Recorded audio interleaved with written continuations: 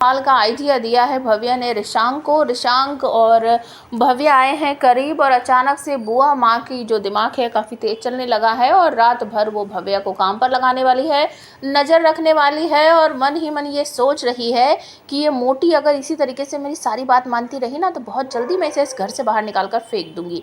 ऐसा वो क्यों सोचती है और क्या क्या होने वाला है ये मैं आपको बताती हूँ। तो रिशांक का जो परिवार है और रिशांक की जो फैक्ट्री है वहाँ पर हंगामा हुआ है, मैं आपको बता चुकी हूँ। उस हंगामे को ख़त्म करने के लिए अब जो भव्य है उसको एक आइडिया सूझता है, क्योंकि वो एक लेडीज़ है तो दूसरी लेडीज़ के बारे में वो अच्छी तरीके से समझ सकती है। तो वो कहती है रिशांक को कि हमारी जो राइवल कंपनी है, मैंने सुना है कि उसकी मालकिन जो है वो प्रेग्नेंट है और प्रेग्नेंट लेडी को जहाँ तक मैं समझती हूँ साड़ी पहनना ये वो पहनना मतलब बहुत इरिटेटिंग होता है, वो इतना कर ही नहीं पाती हैं क्योंकि वो प्रेग्नेंट है। और मुझे ऐसा लगता है कि हमें ना कुछ ऐसा प्रोडक्ट बनाना चाहिए, कुछ ऐसी चीज़ डेवलप करनी चाहिए जो प्रेग्नेंट लेडी जो है उनके काम आए। तो रिशांक कहता है हाँ, मैं सुबह 6 बजे का अलार्म लगाता हूँ, जॉगिंग के लिए जाता हूँ ना तो मैं बाहर जाकर सारी प्रेग्नेंट लेडी को ही घूरता रहता हूँ। अब भव्या कहती है जोक मत मारो रिशांक, मेरी बात ध्यान से सुनो, मैं तुम्हें समझाना क्या चाहती हूँ। हम और हमारी राइवल कंपनी जो है सेम टू सेम एक ही जैसे प्रोडक्ट बना रहे हैं, साड़ियाँ बना रहे हैं, तो हम उनसे हटकर कुछ अलग करते हैं। मुझे ऐसा लगता है हमें इस तरह की साड़ियाँ बनानी चाहिए जो प्रेग्नेंट लेडी भी पहन सके। मतलब ये है कि प्रेग्नेंट लेडी जो होती है वो भी सुंदर दिखना चाहती हैं, खूबसूरत दिखना चाहती हैं, अच्छी लगना चाहती है, लेकिन वो साड़ी भी पहनना चाहती हैं, लेकिन ऐसी कंडीशन में साड़ी पहनना इम्पॉसिबल होता है।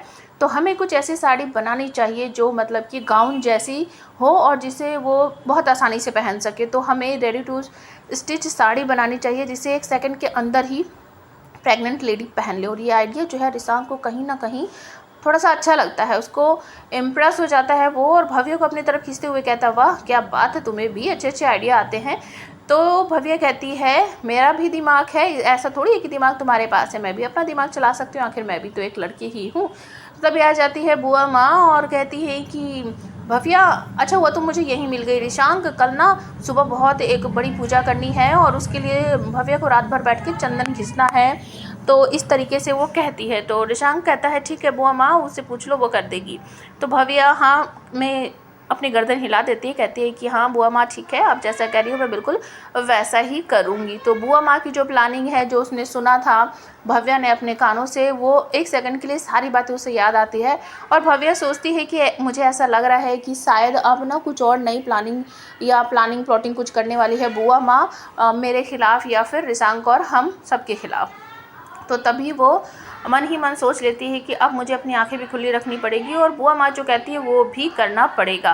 तो आपको देखने को मिलेगा कि भव्य जो है वो रात भर बैठ के चंदन घिसने वाली है। जी हाँ, नेक्स्ट डे जो पूजा होगी उसके लिए चंदन चाहिए बहुत सारा और वो उसको बैठ के घिसती है और बुआ माँ अपने बेटे को वहीं पास में लगा देती है कि देखते रहना, इस पर नज़र रखना, ये चंदन घिसती भी है या क्या करती है क्या नहीं करती है।